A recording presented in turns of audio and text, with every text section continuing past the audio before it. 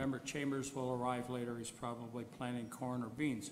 There is a sign-up sheet for those in the audience at the back. If you want information on any item that comes forward tonight, put your name and address there, and you'll be contacted. Anyone have any additions to the agenda? Seeing none. Seeking approval. Moved by Member Coleman and second by Member Pierce. All those in favor? Opposed? Is carried. There are no pecuniary interests indicated so far. Does anyone have a pecuniary interest?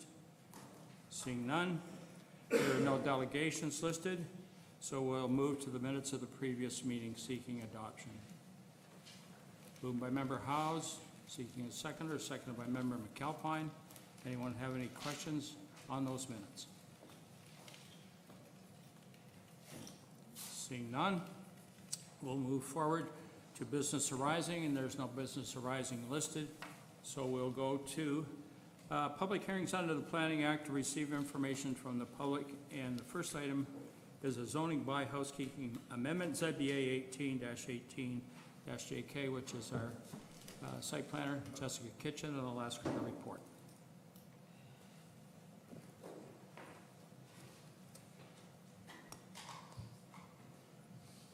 For those wondering why I don't turn around and look, I've got a better screen right in front of me. Thank you, Chairman, members of committee. This evening, staff is bringing forward another housekeeping amendment to the Comprehensive County of Brant Zoning Bylaw 61-16 for information and for comment purposes. It is our fourth housekeeping amendment, and I am here for any questions or comments that you may have. Thank you. Any member of committee have a question of our planner? Seeing none. Seeking a mover. Moved by Member Coleman, second by Member Howes. Any other questions? Seeing none, call the vote to receive. All those in favor? Opposed? It is carried. And Jessica will go forward to council for final approval in 3 weeks. For recommendation to the next plan. Thank you. Moving on to the second item, Jane Very, 421 Highway 2, ZBA 15-19-RA, and I'll ask our planner, Ruchik Anguish, to come forward to present.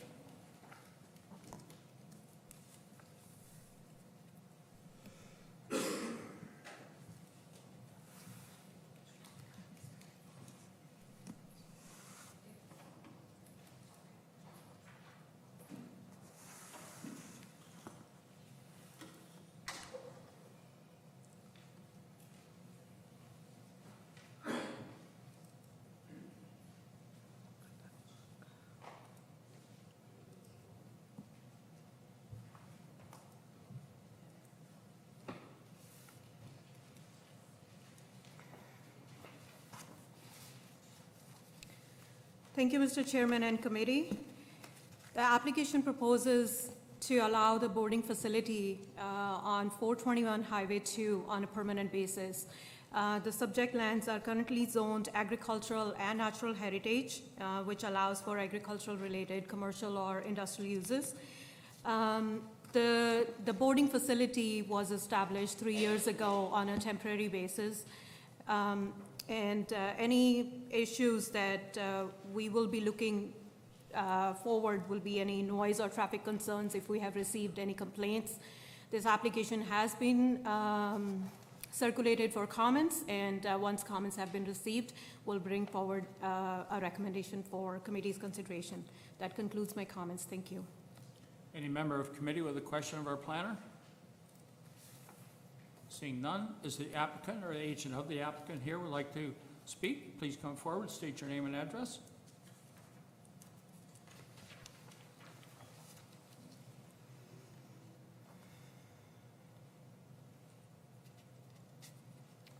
I'm Jane Very, owner-operator of Hometown Kennels at 421 Highway 2.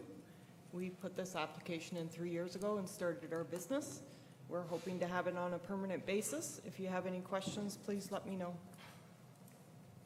Any member of committee? Member Pierce? Thank you, Mr. Chair. Through you. This is a maximum of 25 dogs and 15 cats. What do you have there now? We have 12 runs. Normally would have about 20 dogs. We don't have facilities for cats. That was our initial proposal, but we have not boarded cats. And we are not looking to board cats at this time. Thank you. Any further questions of committee? Member Gatward? Thank you. Have you ever had any complaints about your kennels or dogs barking? We have had no negative complaints. We've had lots of positive feedback, but nothing negative. Thank you. Any other member of committee with a question of the applicant? Seeing none, thank you very much. Thank you. This time I'll open the portion of the meeting out to the public. Is there any member of the public who would like to speak to this application? Please come forward, state your name and address. I'll ask a second time, is there any member of the public who would like to speak to this application? I'll ask a third and final time, is there any member of the public who would like to speak to this application? Seeing none, I'll close this portion and ask committee how they'd like to deal with this application. Member Pierce, Move to receive. seeking a seconder, seconded by Member LaFerrier. Any questions or comments? Call the vote. All those in favor? Yes. Go ahead. Thank you, Mr. Chair. It really is just about presentation for when we see this finally for approval. I found the drawing that was presented by the applicant to be difficult to follow, and if I contrast that with a similar drawing in the next application, which is for essentially the same request, I found that much easier to understand. So if, I'm not quite sure whether it be to staff or to the applicant, but if they could provide something that more clearly shows what is going to be put on this facility, I would find that very helpful. I have no objections in principle. Duly noted with Jessica, or with Rajika. I'll get back and call the vote. All those in favor to receive as information? Opposed? Is carried. This application will come forward at a later date for final approval. Moving on to C. And that is Nathan and Danielle Clarkson at 482 Bishopsgate Road, ZBA 19-19-RA, which, and I'll ask our planner to present. Thank you, Mr. Chairman and committee. This application is of the similar nature, where the existing boarding facility was established a few years ago on a temporary basis, and the applicant is seeking to allow the facility on a permanent basis on the property located on Bishopsgate Road. Again, the same kind of analysis will be undertaken based on noise or any traffic concerns or any other feedback that we receive from public through the circulation of this application. We will bring forward a recommendation in next coming months and for committee's consideration. That concludes my comments. Thank you. A member of committee with a question of our planner? Seeing none, I'll ask the applicant or a representative of the applicant to come forward and present, if you like. Please state your name and address when you arrive at the podium. Thank you. My name is Nathan Clarkson. We opened a dog boarding facility at 452 Bishopsgate Road about 3 years ago. We worked really hard in establishing this business and getting it off the ground to where it is today, and I think that's about it. Any member of committee with a question of the applicant? Seeing none, thank you. Okay, thanks. Is there any member of the public who would like to speak to this application? I'll ask a second time. Is there any member of the public that would like to speak to this application? I'll ask a third and final time. Is there any member of the public who would like to speak to this application? Seeing no one, I'm going to close this portion and ask committee how they wish to deal with it. Member LaFerrier, Move to receive. seeking a seconder, seconded by Member Gatward. Any further questions or comments? Seeing none, I'll call the vote. All those in favor to receive? Opposed? Is carried. And this application will go forward to a future planning meeting for final approval or recommendation to disapprove. Thank you. Moving on to D, Jack Manzo, 1519 Colburn Street East, ZBA 17-19-MD, and we're changing planners, and Marcus Davidson will now come and be our planner. Present whenever you're ready, Marcus.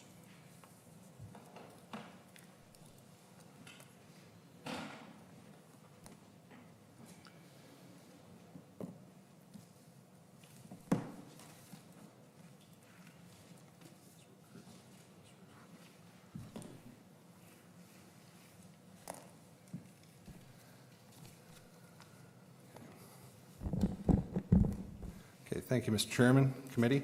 The application is 1519 Colburn Street East, and the lands are situated on Colburn Street and McBay Road on the west side of McBay. Here's some ortho imagery back from 2000 that shows the site as it existed at that time. The site is about just under 10 acres in size and has frontage both on McBay and Colburn Street. The current designation is general commercial, and the intent of the commercial designation is to provide for commercial establishments offering goods and services to the county's market area. So the present zoning on the subject lands is general commercial C2, and the application in front of us is to amend the provisions of the general commercial zone to allow for the parking of tractor trailers and commercial vehicles. So in support of the application, there was a letter from Snodgrass Consulting providing a historical context of the site, the uses on the subject lands, and the relief that's being requested. So some issues, obviously conformity with the official plan policies, the size of the proposed area for the parking area, perhaps the number of vehicles that might be parked on that area, and the applicability of site plan control for such a use with the proximity of residential uses. So tonight we're here for information purposes, so our next steps are to receive comments, prepare a planning report, circulate it to the neighbors, and come back with a recommendation report. And I'm here to answer any questions you might have. Any member of committee, Member Pierce? Thank you, Mr. Chair. Through you, you spoke of potentially, the number of vehicles, the size of the spot, and the number of vehicles. I don't see anything in here that states that unless I missed it. Do you have any idea of what we're talking? Through you, Mr. Chairman, there hasn't been anything proposed. When we come back for recommendation, there's quite possibly would be a maximum number of vehicles. It depends on, I guess, the feedback that we get this evening and how the discussions go with the consultant. Thank you. Member Bell? Thank you, Mr. Chair. Through you to Marcus. On page 88, there's a drawing which shows the total plot of land split into two parts. There's a part zoned C2 and a part zoned RR. Just for clarity, we are only looking at that northernmost part. Through you, Mr. Chairman, that's correct, yes. And are there any anticipated rezonings for or proposed rezonings for the lower part? Through Mr. Chairman, no, because probably about 4 or 5 years ago, there was a rezoning and associated severances that were dealt with by the Committee of Adjustment that severed off the residential component. So that is separately, and a condition was to rezone it. So we've really delineated where the official plan lands, and basically we're very comfortable with where the zone lines sit right now. Member Gatward? Thank you, Mr. Chairman. Through you to Mr. Davidson. Yeah, currently there's 15 there. Would they be limited to the east and west property lines?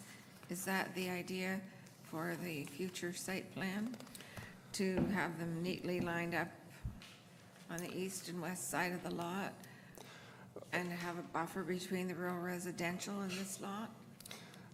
Through you, Mr. Chairman, that certainly is one way to look at it. We could look at that through site plan control. We could also rezone just a portion of the property to allow for the parking of vehicles.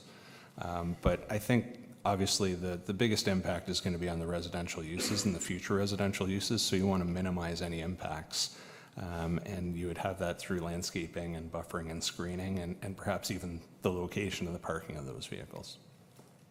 Thank you. Member LaFerriere? Yes, thank you. Through you, Mr. Chair. You mentioned a maximum number of trucks, and I know we don't know what that number would be, but how would that be enforced if the applicant was to go over the maximum number of trucks, and what would that penalty look like in the future? Well, through you, Mr. Chairman, if we did limit it to a number of vehicles and they exceeded the number of vehicles, it would be a bylaw enforcement infraction, and it would go through that process. Okay, thank you. Member Coleman? Thank you, Mr. Chair. Through you to the planner, the only exit and entrance will still remain on number 2 or former Colburn Street? Through you, Mr. Chairman, those are where the entrances are today, and I don't believe there's any proposal to modify that, but we can definitely look at that as something to keep in mind. Thank you. Any other member of committee with a question of our planner? Seeing none, I'll ask the applicant or agent of the applicant to come forward and make a presentation.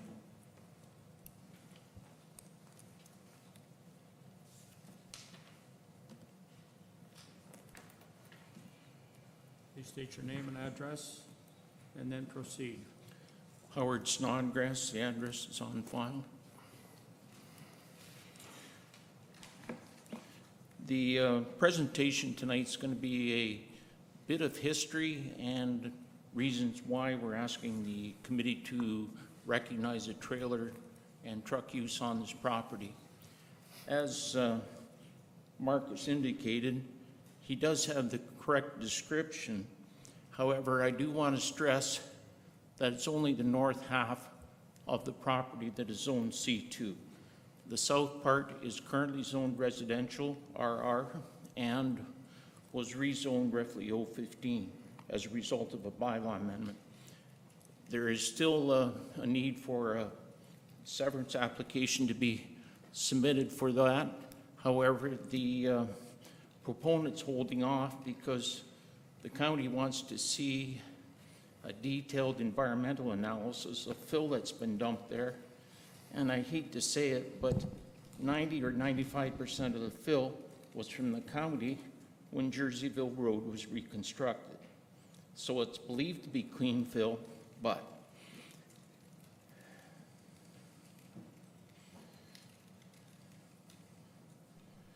Marcus, I need some help. I lost it. It's okay, Howard, we all do. Very good, thank you. Now, what I was going to say is, I was going to ask you if you could visualize the north half of that property with the commercial zoning on it, C2, and this is a copy of bylaw 4448, and these are the uses that were permitted in 1978 when bylaw 448 was adopted. Its history was from roughly 78 to 84. The applicant acquired the property 81 and established the truck parking in 83. So, be it as it may, he doesn't necessarily have legal non-conforming use. So with that in mind, that's the reason for the bylaw amendment tonight. The other thing from 78 is the size of the property that was zoned commercial, much smaller than it is today. So I'm just asking you to picture that in your mind for the moment.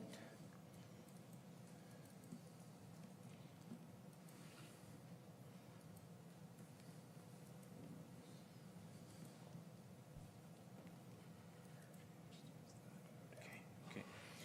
Now, the next page here shows the current C2 uses, and I would ask you to take note of those uses that are listed along here. Generally, all of the tick marks here in the C2 are permitted, and there's quite a wide range of them. So what we have is, with the original bylaw, relatively restricted, and what we have now is a wide open range of uses. The uses back in 78 permitted open storage. You had a variety of things.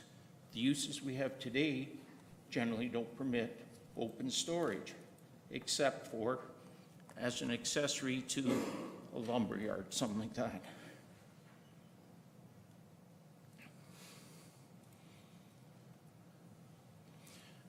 This is a brief history of the bylaws.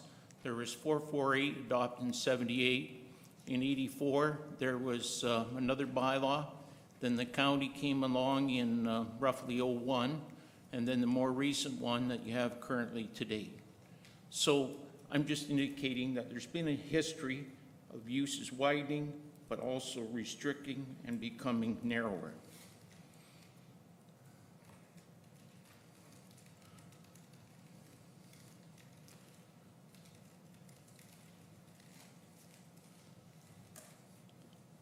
I'll master this eventually.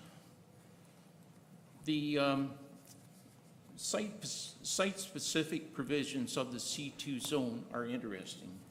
If you recall that list of C2 uses, it permitted a wide range of things with very few open storage uses. However, when you go through the extended uses, you'll notice that there's a wide variety of site-specific zones around the county that are zone C2, but in general, they permit open storage. There's contractors' yards, and then right here, the C2-7 permits a truck transport terminal. So I'm just indicating how the bylaw works. In the general provisions of the C2, very few open storage, and yet with the extended use of the site-specific, there's a wide variety of open storage uses, including a truck terminal.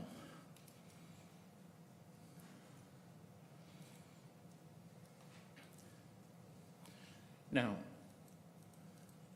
one thing I would ask you to take note of, this is a bylaw that council considered, or this committee considered, 2 or 3 months ago. It's over at the intersection on Highway 99, just east of Oak Park Road, and it was in an agricultural AE zone. This is a storage use, and it was in an agricultural designation, and you passed a bylaw amendment to allow it to be recognized with no site plan control.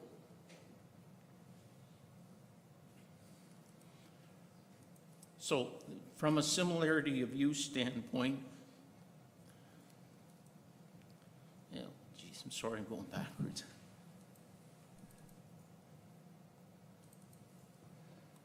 Now, we'll just do a quick little history of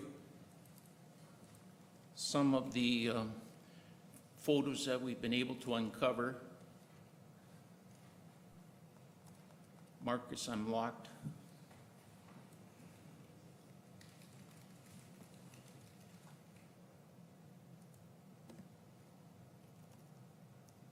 Okay, that's good.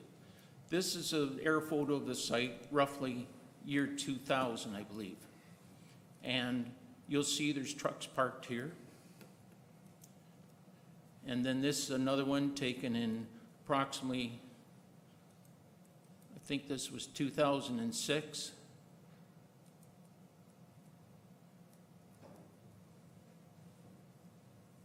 Yep, 2006. Then this one's 2010. And 2015, and then the one at the start, 2019.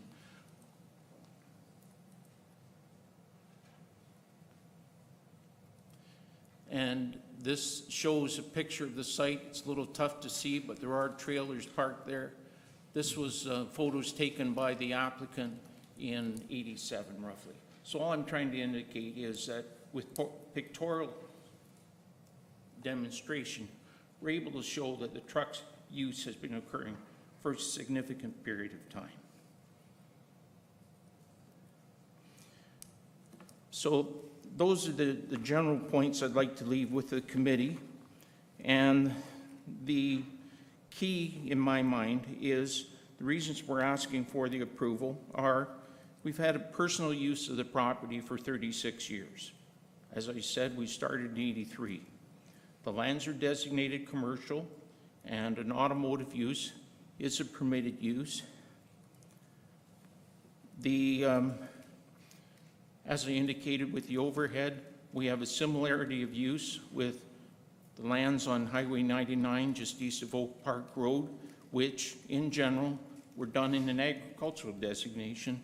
Here we have a commercial designation, and what we're seeking is commercial zoning. So with that in mind, and the letter I've distributed to the committee members, it's my submission that we're in compliance with the official plan and the zoning bylaw. I'd be pleased to answer any questions the committee might have, Mr. Chair. Any member of committee with a question of the applicant? Seeing none, thank you. Is there any member of the audience who would like to speak to this application? I'll ask a second time, is there any member of the audience? Please come forward, ma'am. State your name and address.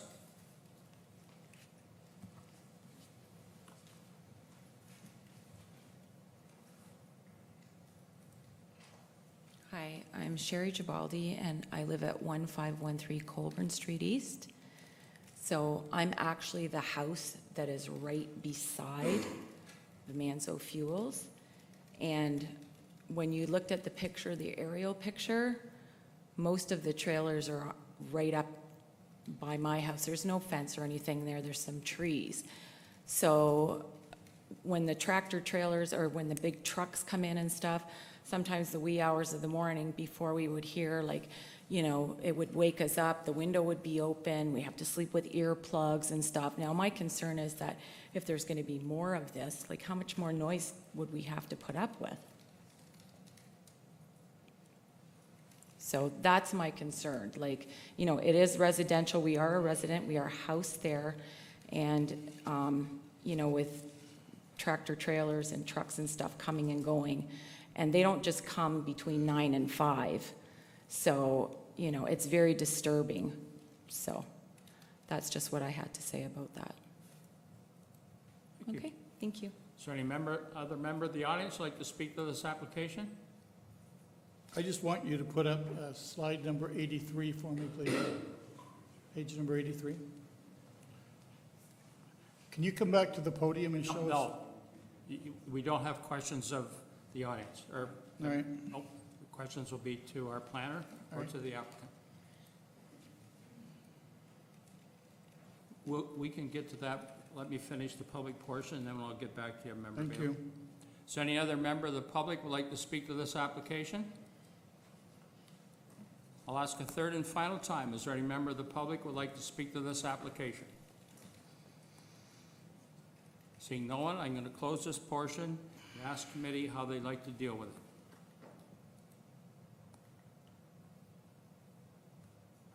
We put it on, sorry. Yep. Just point of clarification, would we be putting a motion on the table to then discuss it? That's correct. Okay, well, I'll put it on, See. I'll make the motion and to receive in order to discuss it. Thank you. Member Ferrier, thank you, and seconded by Member Bell. Now questions or comments, and Member Bailey. Marcus, could you show me which house that lady lives in? Is it the little one at the top? This one here. Is there someone living in the other house on the other side? I don't know. Close? That's not a house. Yeah, that's the business, but there's no trees between the urban barn. That's the old Blue Haven, right? Okay, so there's no trees on McBay between Blue Haven and where the trailers are going to be parked. Thank you. Any other question before I call the vote? Comments? Member Bell? Thank you, Mr. Chair. Through you to the planner, we had the history of how this site developed. What thought did we give to extending C2 to this whole area, given that it's surrounded essentially by residential developments? Through you, Mr. Chairman, as Mr. Snodgrass kind of alluded to, there was a commercial zoning on it historically in a much smaller context. When the county amalgamated, the designation took the form that it exists today. So the use was extended, I suppose back in 2000, the designation was extended to encapsulate, I guess, the entire land holding of the Monzo property at that point. The picture I think Mr. Snodgrass showed a really tiny, relatively tiny section was C4. What was the original zoning of the land around that C4? Through Mr. Chairman, it would have been agriculture at that time, under the former township. Member House? Through you, Mr. Chair, to Marcus. Through this rezoning process, is there an opportunity for limitation of hours of operation? Through Mr. Chairman,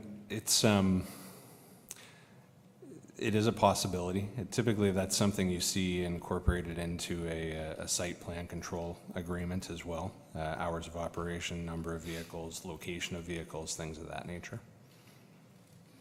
Thank you. Member Gatward? My question was along the same lines as Councillor Howe.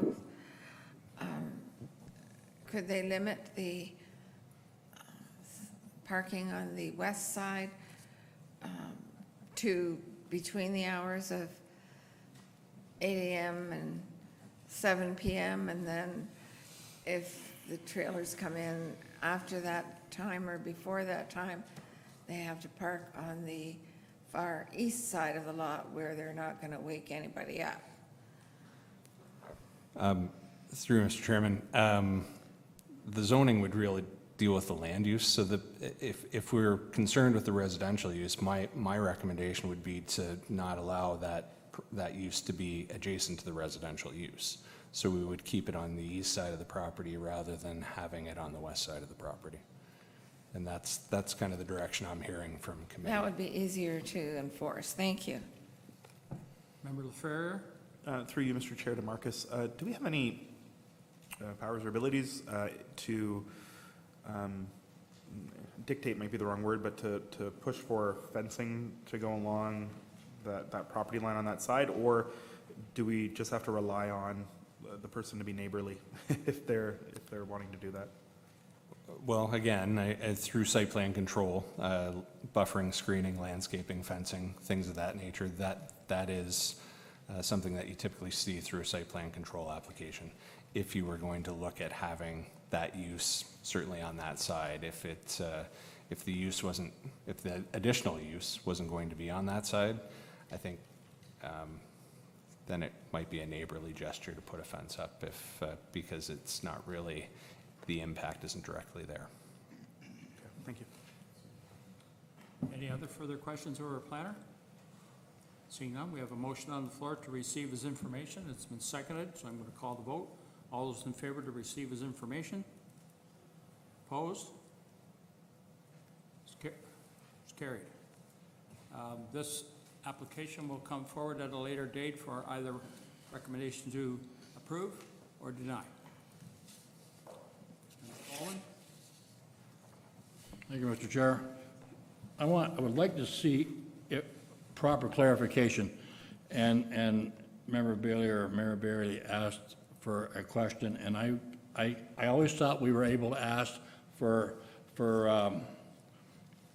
not questions, but clarification on what the delegation was speaking, and you don't seem to be allowing that. And I would like to know which is the right way, because in other committees, we are allowed to ask delegations questions of clarifications or whatever, and we don't seem to be doing that here at PAC. So I would like clarification from staff on this one, please. When the applicant was here, Member Coleman, I asked if there was any questions of the committee, and I hesitated to make sure there was, so you were given ample opportunity to ask questions of the applicant. I'm sorry if you feel differently, but that's the way it is. But you had that opportunity. He was in the middle. When Member Bailey had his hand up, I recognized him, but I wanted to complete the portion for the public. And when the public portion was completed, I went to Member Bailey to get his question from our planner. I'm sorry you disagree.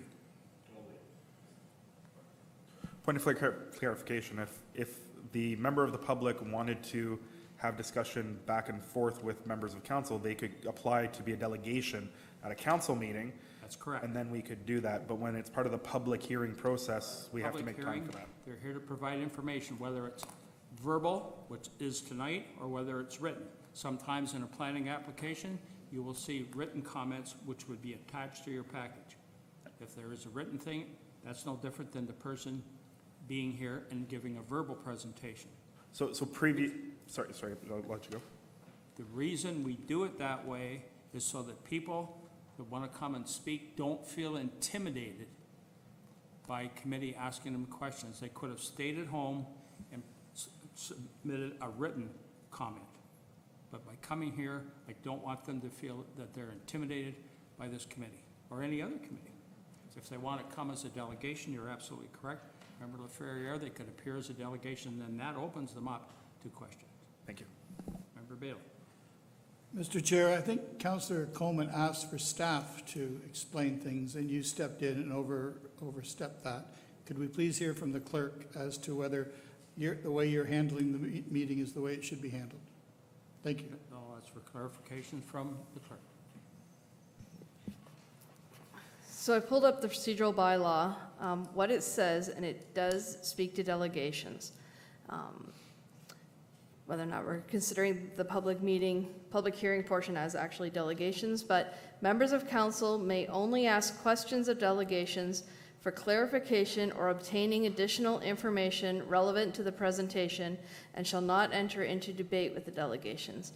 I do know that historically, when I used to do the planning before, we did allow people to ask questions of clarification, but certainly not back and forth between the applicant and the delegations or other members of council. Thank you. Anyone else before we proceed to the next portion of this meeting? Seeing none, then we'll move to public hearings under the Planning Act to consider staff recommendations. And the first one is Donald Sharon and Delbert Wright, 189 Maple Ave, ZBA 14-19-MD, and I'll ask our planner to present. Thank you, Chairman. Subject lands are approximately 12 hectares in size, located on the west side of Maple Avenue North, immediately north of the highway number 403. These lands were rezoned in 2008 to allow for a garden suite, and at that time, they were rezoned for a period of 10 years to allow for that temporary dwelling. The applicants are desirous to have the existing garden suite extended for a period of 3 years as the original tenants or residents are continued to reside in that structure. The property is designated agricultural in the official plan, presently serviced by private well and septic. Staff is supportive of the request and are here to answer any questions. Any member of committee with a question of our planner? Member Bell? Thank you, Mr. Chair, through you to Marcus. Again, for my information, this request for extensions for 3 years, does that mark the absolute end then, or can we keep having 3-year extensions? Through Mr. Chairman, they can continue every 3 years. The power of the committee is only to extend for up to 3 years. Member Bailey? Through you, Mr. Chair, at no extra cost. Through you, Mr. Chairman, the application, it does have an application fee associated to it. I believe it's in the neighborhood of about $1,800 to have done for the extension. And they have to pay that every time? That's correct, for the extension request. So every 3 years, they would pay that extension request. And how do we justify that cost? Well, through you, Mr. Chairman, we went through a study with our consultants to deal with the costs associated with the making of applications.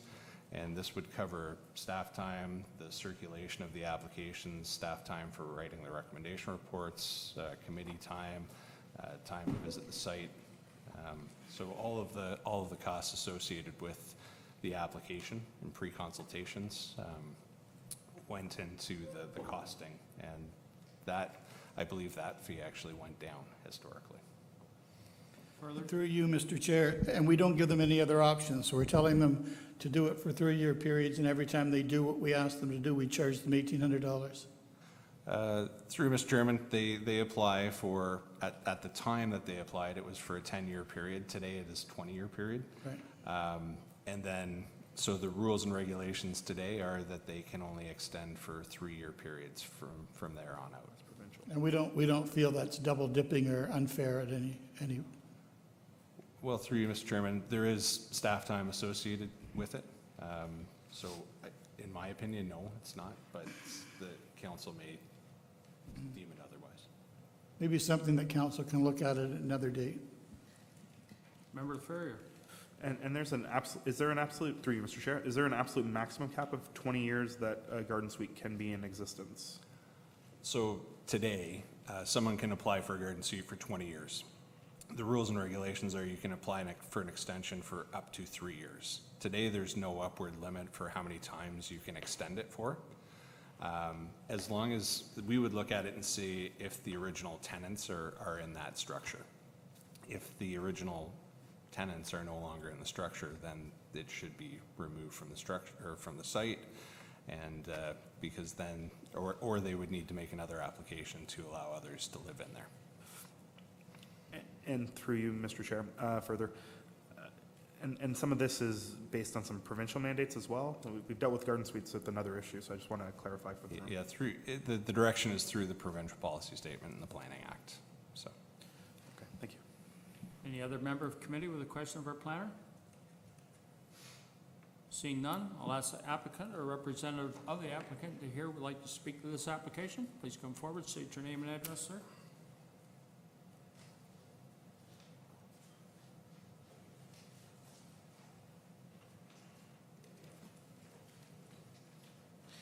My name is Delbert Wright. I live at 189 Maple Avenue North, Burford, and the garden suite in question is where my mother and my father both reside, and they are both 73 this year. I'm the resident of the main home and operate the stable with the horses in it. Anyone has any questions for me? Any member of committee with a question of the applicant? Seeing none, thank you. Thank you. Is there any member of the public who would like to speak to this application? I'll ask a second time, is there any member of the public who would like to speak to this application? I'll ask a third and final time, is there any member of the public who would like to speak to this application? Seeing none, I'll close this portion and ask committee how they wish to deal with this application. Member Bell? Seeking a seconder and have one in Member Gatward. Any other questions or comments of our planner? And I'll call the vote. All those in favor of the recommendation? Opposed? It's carried. This application will come forward to council in approximately 3 weeks for final approval, sir. Moving on to B, James Howell, 225 Howell Road, ZBA 13-19-MD, and I'll ask our planner to present. Thank you, Chairman. The subject lands are approximately 32 hectares in size, located on the north side of Howell Road, west of St. George Road. And the lands subject to the rezoning are approximately 1.6 hectares in size. And that would house the existing residence and related agricultural structures that are related to the apple business and cidery. These lands were subject to a rezoning that did permit the apple and cidery business on a permanent basis, and Brantview Apples and Cidery presently operates on the site. In 2016, the applicants made application for a temporary zoning to permit the existing pavilion to be used for special events for up to 140 people on that site. Since that time, the applicants have operated the special events pavilion and have had no complaints with the related use.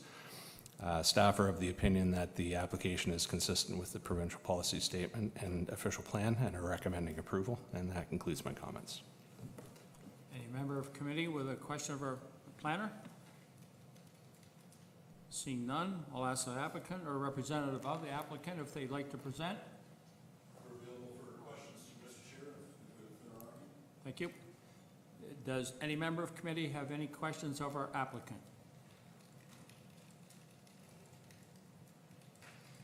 Seeing none, I'll move to the public portion. Is there any member of the public who would like to speak to this application? I'll ask a second time, is there any member of the public who would like to speak to this application? I'll ask a third and final time, is there any member of the public who would like to speak to this application? And I will close the public portion and ask committee how they would wish to deal with it. Member Coleman? So moved, recommendation, Mr. Chair. Member Howes, you're seconding. Any further questions or comments from the committee to our planner? Seeing none, how does committee, call the vote. It's already moved and seconded. All those in favor? This application will go forward for final approval to council 3 weeks from this evening. Moving on to C, Sharon Shawn and Anita Beal, 142 West River Road, it's ZBA 14-19-MD, and I'll ask our planner to present. Thank you, Chairman. The subject lands are about 4.6 hectares in size, located on the east side of West River Road, south of Watts Pond Road, in the geographic township of South Dumfries. The applicants made an application to formalize a use that has existed on the property for a number of years and has been subject to a property standards infraction. The campground has existed since the mid-1980s, and the boat excursion business and related parking area has been on the site since about 2006. Through the rezoning process, the applicants have undertaken a number of discussions and technical review with the Conservation Authority and county staff to ensure that the proposed use would not impact negatively on the natural areas both on and surrounding the sites. The GRCA is satisfied that that would not happen as a result of the rezoning, and they are supportive of the application. The property is designated as natural heritage and agricultural in the County of Brant official plan, presently serviced by private well and septic. Staff are of the opinion that the proposed use is in keeping with provincial policies and the County of Brant official plan and are recommending approval, and that concludes my comments. Any member of committee with a question of our planner? Member LaFerrier? Just through you, Mr. Chair, just want to clarify, we're talking 12 campsites? That's correct, yes. And is there, if we approve this as indicated, would it always be for those 12, or could those be rejigged and numbered differently or have more in the future without coming back to planning? Through you, Mr. Chairman, if we limit to 12 campsites, it would be 12 campsites in total. If they wanted to increase, they would have to either come back for either a minor variance or a rezoning to do that. Okay, thank you. Hey, Member Bell? Through you to Marcus. Is there any limitation on the number of RVs that can be stored on this site?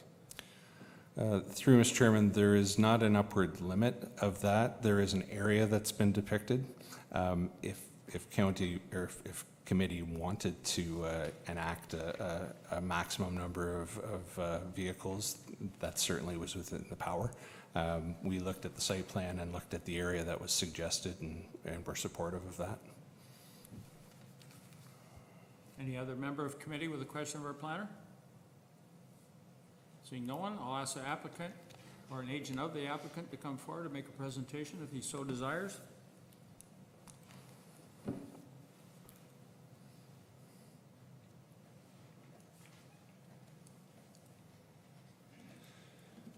Thank you, Mr. Chair, members of Planning Committee. My name is Rob Van Porten, J.H. Cahoon Engineering Limited. This application, or as the planner points out, this application seeks to rezone the subject property to recognize the historical use of the property for camping, which was established in the mid-1980s. The zoning also requests that the site be utilized for a tourist-oriented boating excursion where people would be picked up at site and bused to the starting point of the canoe kayak excursion, and when they reach back to this site, they would get in their vehicles and go home. This business commenced in about 2006. The application also seeks permission to utilize the site for off-season recreational vehicle storage. The application was first presented to this committee for information purposes approximately a year ago. At that time, there was a concern from one of the neighboring property owners of bus activities. We have identified on the site a bus loading and embarkation location. It's in the parking lot well off the traveled portion of the road. The Conservation Authority also wanted further investigation from an environmental aspect, and an environmental impact statement was prepared, presented to the county and the Conservation Authority and approved. And that environmental impact statement identified location of campsites at the parking area, driveways, and all associated works of the site. It also identified areas that were no development and reclamation area. And as I said, that report was prepared and presented to the Conservation Authority and the municipality, and has been receptive of it.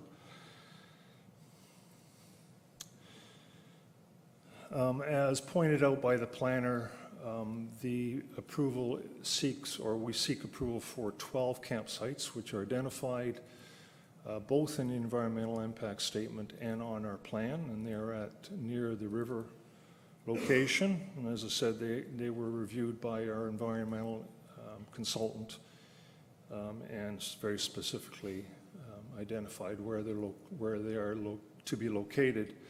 The campgrounds will have potable water sources, several locations, and will have porta potties as opposed to permanent washroom facilities.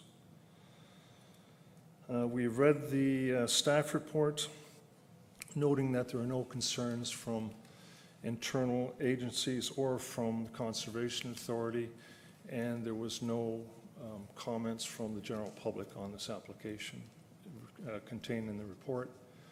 We agree with the recommendation of the report and the general direction of the draft bylaw that's attached to the report. Mr. Chair, members, I can respond to questions, and if necessary, Mr. Cahoon is there to bail me out. Any member of committee with a question of the applicant? Seeing no one, thank you. Thank you. Open this portion to the general public. Is there any member of the public who would like to speak to this application? I'll ask a second time. Is there any member of the public who would like to speak to this application? I'll ask a third and final time. Is there any member of the public who would like to speak to this application? Seeing none, I'm going to close the public portion and go back to committee. How does committee wish to deal with this application? Member House. Move to approve. Seeking a seconder. Member Ferrier seconds. Any further questions or comments to our planner? Seeing none, I'll call the vote. All those in favor? Opposed? It's carried. This application will go forward to council in 3 weeks from this evening for final approval. That closes the public hearing portion of this evening's meeting, and we'll move to consent items. There are no consent items to be approved. There is a consent item listed to be received. Would someone like to move to receive it? Member Pierce moves. Member McAlpine seconds. Is there any questions about that recommendation from the Heritage Committee? Because I have Heritage Committee members here that would answer them. Seeing none, call the vote to receive. All those in favor? Opposed? It's carried. There are no committee reports listed. There is a staff report, and if anyone has any questions about it, it's been printed. At this point, I'd like to call on Mr. Trotter he's busy right now, so I'll give him a minute. I'm going to ask Mr. Trotter to come forward and introduce Jennifer Boyer. She hasn't been with us very long, and I think you could introduce her to this committee. Thank you, Mr. Chairman. I'd like to introduce Jennifer Boyer. Jennifer is our new senior policy planner, comes from the city of Ottawa. Had a tremendous career to date with respect to policy planning. She's a policy planning expert. She's prepared a report for you tonight with respect to Bill 108 and some of the growth plan changes and growth strategy that we anticipate bringing forward. So I think you'll see the quality of the report's very good, lots of good information in it, and she can speak to that tonight, of course. But I'd like to introduce Jennifer to the committee. What I'd like to do right now is ask Jennifer to stay at the podium. And I'm going to ask a mover and seconder to move and second this, and then Jennifer, I'm going to ask you to comment on it or field the questions because I'm not capable of them. So do I have a mover? A move by Member McAlpine, second by Member Pierce to receive this report. And Jennifer, if you'd like to comment on it, please feel free to move forward. And then I will open it up to questions of the committee to besiege you. All right, thank you, Chairman. Members of committee, thank you for having me. It's nice to meet you all. I've met some of you before already. So we've prepared this report in terms of mostly planning and growth management exercise in terms of the Bill 108 and also the growth plan changes that the province brought forward, which was in effect as of May 15th. As you can see, and what happened as well as Councillor Laferriere brought forward a motion at Council to discuss Bill 108, we actually only had 20 business days to comment, so there was not much time at all for any municipality in the Greater Golden Horseshoe to make comments at all. So what we've done is we've made a summary because growth management's been a large discussion in the county so far, especially since I've been here for the last month. But it's not just here, it's province-wide. Even where I've been before I came here, it's all about the housing supply strategy. So what the province has done is we have conformity exercises to undertake through our municipal comprehensive review, through our official plan process. So we have a lot of work to do in terms of building land needs assessment, growth management, and also ensuring that we have complete communities in built-up settlement areas.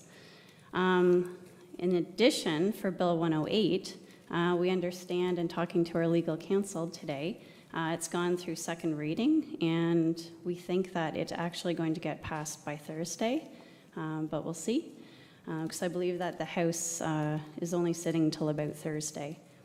So there's sweeping changes through Bill 108, and it's basically to support the housing supply plan, and it's to ensure housing stock and additional sort of growth management exercises are undertaken in the province.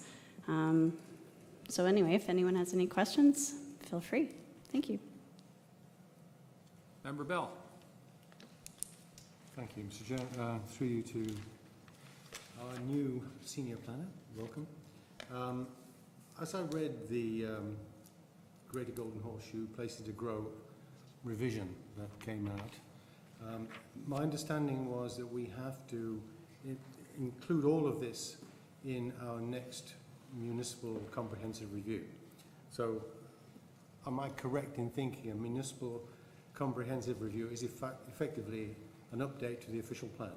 Is that the simplest way of seeing it? Through you, Mr. Chair, to the councillor, yes, that is correct. We have to undertake a municipal comprehensive review, which is the official plan process.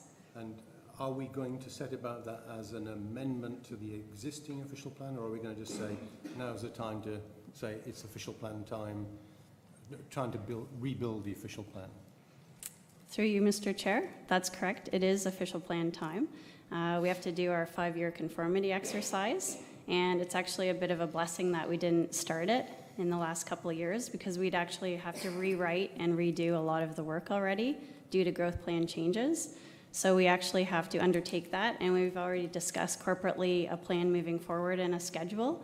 We have to have it completed by July 1st, 2022. And does that comply with the requirements of timing requirements of this Act? That's correct. The minister has indicated through the growth plan that we have to have it completed to the minister and approved by July 1st, 2022. Thank you. Member Ferrier? Thank you. Through you, Mr. Chair, to Jen. I'm just wondering, with the province suggesting the removal of the soft services out of the DCs, and I know that's going into a different type of wording and fund, I guess two questions. One, is that likely to be less than the current soft services, various soft services charges? And, well, maybe answer that, and I have a follow-up, if that's okay.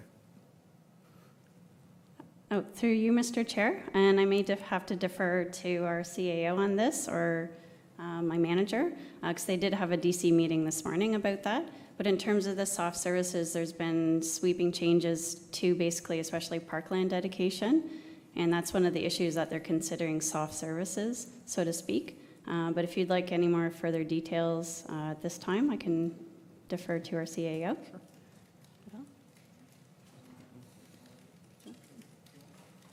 Thank you. Through you, Mr. Chairman, at our development charge meeting this morning with the members of the public that we had, our consultant, Gary Scanlon, who works for Watson & Associates, been around and doing development charges work for a long time. Gary doesn't even know at this point in time what the new charge is going to be or how it's going to be laid out, because a lot of it's going to be laid out in the regulations that are adopted through Bill 108 and that roll out of the as amendments to the Development Charges Act. There are the changes would remove some of the soft service components that Gary indicated today, things like, if I recall correctly, related to recreation, either both structurally and facilities-wise. But how that would get rolled into a new charge, again, has yet to be done. I believe it's going to be related to land value at a certain point in time through the submission and discussion of appraisals, land appraisals. So we don't know the answer to that yet, but that's, I believe, where the province wants to go with that. And my follow-up to staff, whoever, at the leisure of the chair, since we're doing our DC charge review now, can you maybe talk about the dynamics a little bit about, if we are to do that now, might we have to retroactively change that, or will we be locked in for 5 years? Will we make the window, or will? Again, referring to the discussion that happened this morning, I believe that it depends on what happens, the timing of Bill 108 in relation to the development charges new bylaw that we wish to adopt. If one occurs before the other, then the current rates that apply to those types of facilities, parks, things like that, that would get locked in for, we think, might be a period of 6 months to give us some time to go back and amend our development charges bylaw to initiate the new program, if you will, using those appraisals that I mentioned. Again, we're in this limbo now where we know our development charge is expiring. We have to adopt a new bylaw, and yet the rules are changing. So you're trying to, poke that water balloon, and it keeps popping out over here. So it's a bit awkward for us right now, but we'll get through it. But it's just we don't know all the answers because we don't quite know all the questions yet. Well, thank you for keeping us appraised of the ever-evolving situation. Yeah, by the hour. Yeah. Member Gatward. Thank you, Mr. Chairman.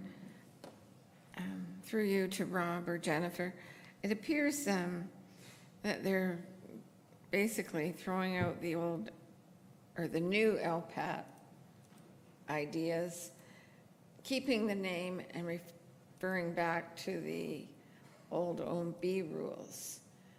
And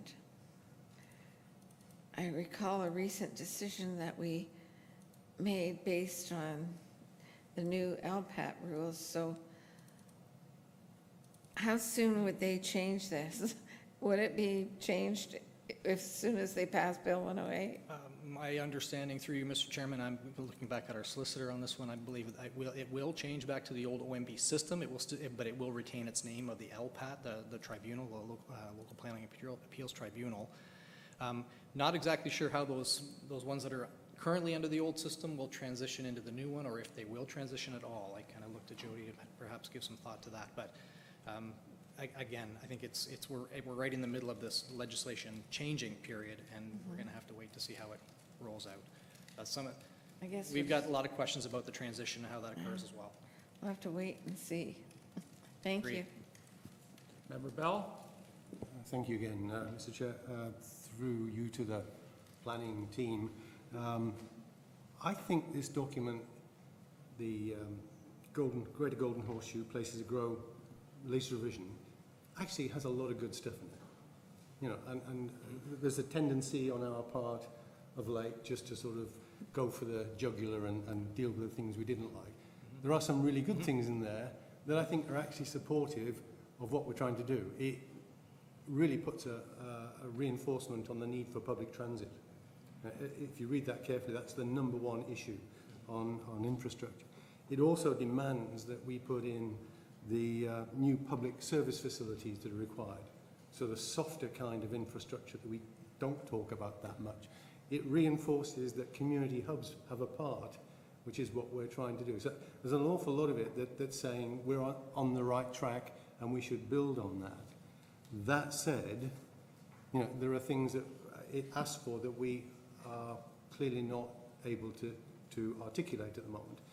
And it comes back a little bit to the discussion we had on tapping the brakes, that we don't have a housing strategy per se, and yet the Act demands that we have basically targets for affordable housing, targets for rental housing. And it comes back to us not specifying what kind of housing our community needs rather than what the developers want to build. So I think we should not see this as just negative stuff. We should see it as an opportunity to work towards getting what we want. And actually there's a statement in there that says, if you disagree with the targets that the province set, then say so and offer something else. So, you know, we shouldn't just sit back and accept what's thrown at us. We have the opportunity and the right and the obligation to go and put something forward that meets the needs and demands of our community rather than just accept what we've had to accept to date. Thank you. Anyone else with a question of our staff? Member Chambers. Thank you, Mr. Chairman, and I apologize for being late. And I did want to ask a question about this, and I'm glad I got here in time to do that. And my question is this. There is pre-Bill 108 and post-Bill 108, and there's a transition between the two. And we need a transition plan to go from pre to post. So my question is, how long will it take to develop a transition plan to go from before to after, and what is the role of the planning committee in that transition period, and what time frame is involved? Have you read anything about transition, Jen? Have you? Okay, I'll ask Jen to come up and answer some of that if she can. Thank you. Through you, Mr. Chair. Thank you, Councillor Chambers. So part of the transition policies that were actually put in a previous report to Corporate Services Committee back in February, and it actually talked about more of the employment zones and transition policies. So part of the transition is mostly to do with a lot of the employment-related pieces and DC charges and then various items. So as my manager had mentioned, Rob, that in terms of the LPAD and things like that, the problem with Bill 108 right now is that there's no regulations. And some of the items, say the Conservation Authority's piece, that transition period, they're giving us to November. So we think it's about a 6-month time frame. So for instance, for the Conservation Authorities, our transition piece is to make agreements with the Conservation Authorities above and beyond the changed core mandate. So if you still want the CAs to undertake plan input and review in your Planning Act process, you have to then amend your agreements by November. So that's one piece. And the second pieces is that we now have to undertake the growth plan conformity exercises, which is basically commencing now. But the terms of the regulations for Bill 108, we don't actually know when those are going to come. We think probably by September. And then we'll have to wait to see what they say. But then we'll have to move towards implementation. Thank you. Anyone else? Member Chambers, further? I'm just wondering if you could elaborate on the role of the committee in that process. What is the expectation of this table? Well, there's various pieces. So the first piece of my report talks about the growth plan per se. And your role as committee and then up to council is to actually ensure that this county is in conformity with the growth plan. Otherwise, the Minister of Municipal Affairs will not approve our official plan. So we then have to do all the pieces to ensure conformity through the Municipal Comprehensive Review. So that's the first piece.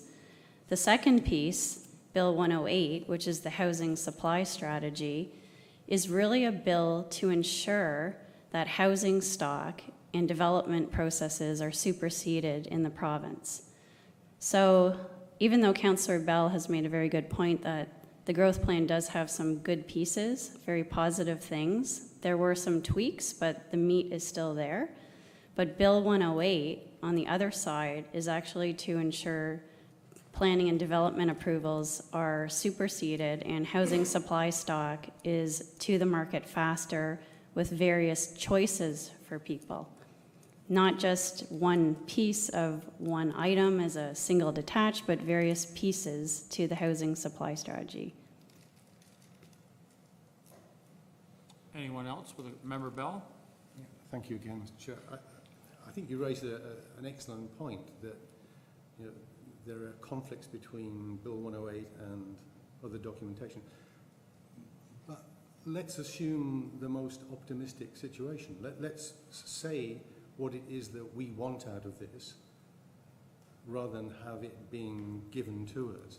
And that's where I think, you know, the comment about the various types of residences that we would like to have is really important. You know, so if I was going to say what's a really important issue for us as a group here, Robert, to agree on is what do we want of the housing development, residential development in the county, and until we get that, we're sort of throwing. We're really having to respond without having a backstop of an argument, and we have to accept every opportunity that comes along, almost in isolation, without having a reference point, and I feel really uncomfortable about that. And through you, Mr. Chair, thank you, Councillor Bell.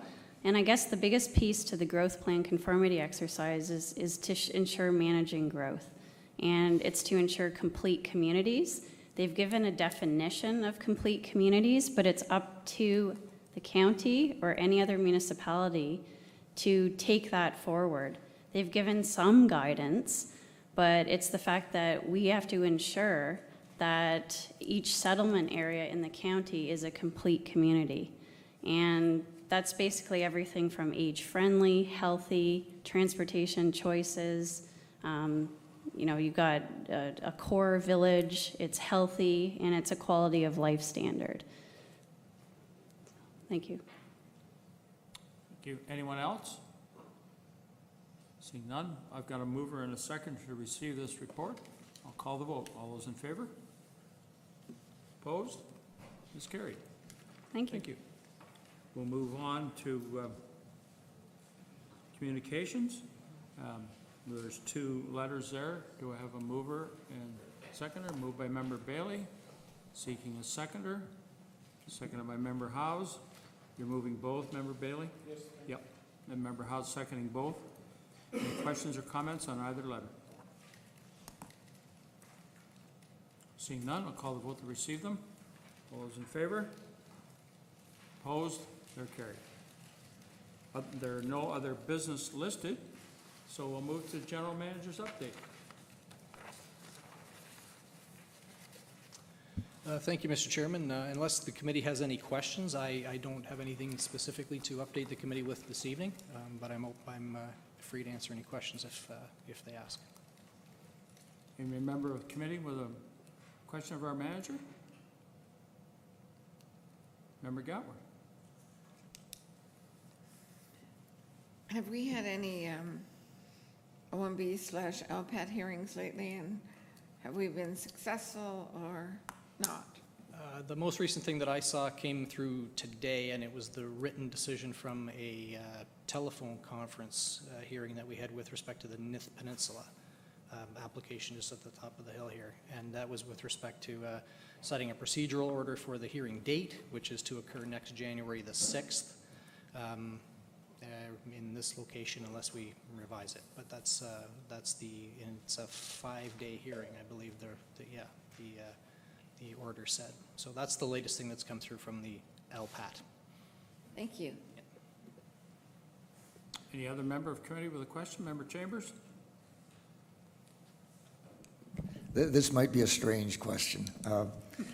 The current way we do the business of this committee, it's laid out in the agenda, and for almost as long as I've been here, it's been pretty much the same thing with different topics, the same process.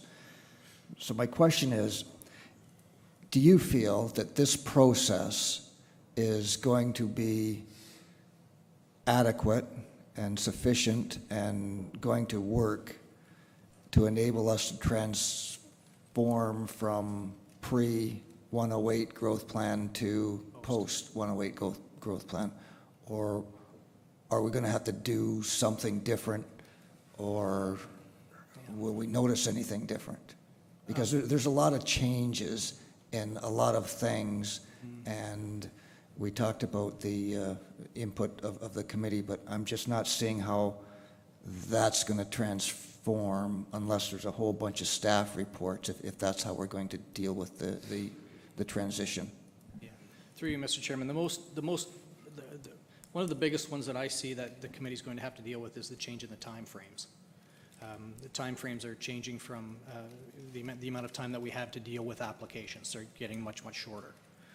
So that, we haven't put our heads around it yet because, again, we just don't have the regulations that have confirmed what we need to specifically do. I don't see too much change, but when you've only got 3 months to do a zone change legally, that's not a lot of time.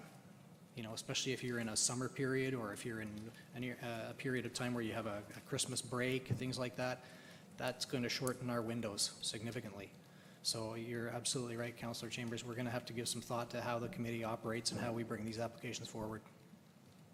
Yeah, and I look forward to that because we're working with a tool that's not the, we're using a hammer instead of a wrench, maybe, if that's an analogy, and we're going to have to somehow transition into a way to do things that maybe this particular format isn't in place to do. And I look forward to staff suggesting some changes in the format to enable us to do things better and adapt the way we should be.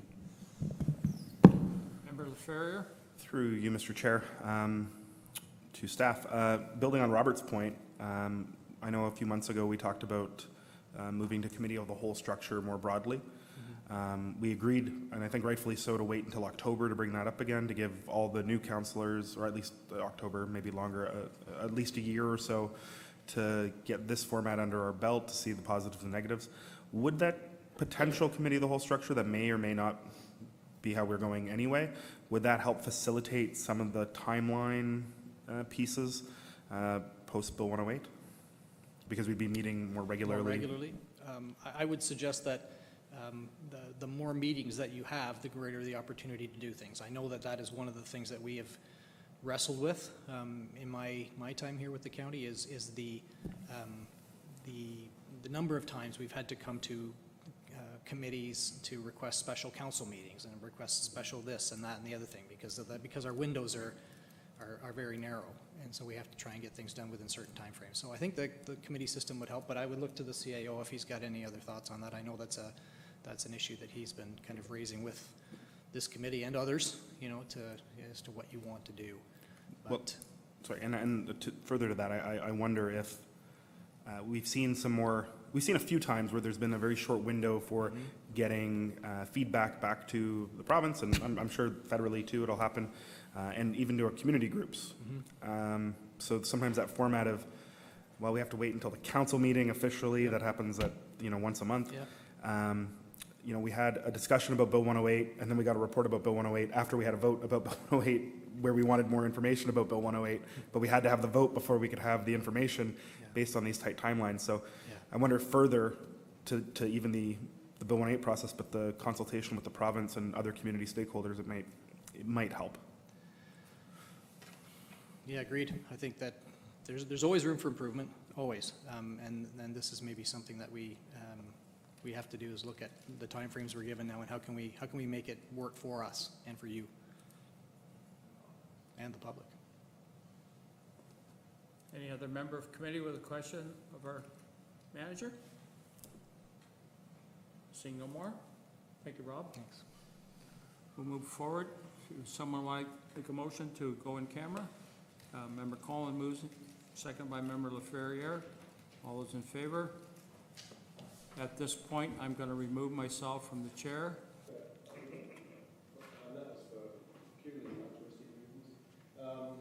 As it happens, the staff would find it beneficial to push that meeting back a week in order to line up a number of decisions that need to be dealt with before the summer. That actually will be really fun. So, somebody will make a motion to set the next meeting as the 10th of July. No, right now you're in the chair. You can set that. Okay, I will set the next meeting as the 10th of July. I thought it was the 9th. No, Wednesday. We have library and BIA that Oh. The 10th.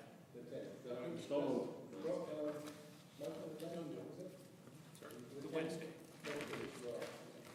Wednesday the 10th. If that's it, I'm looking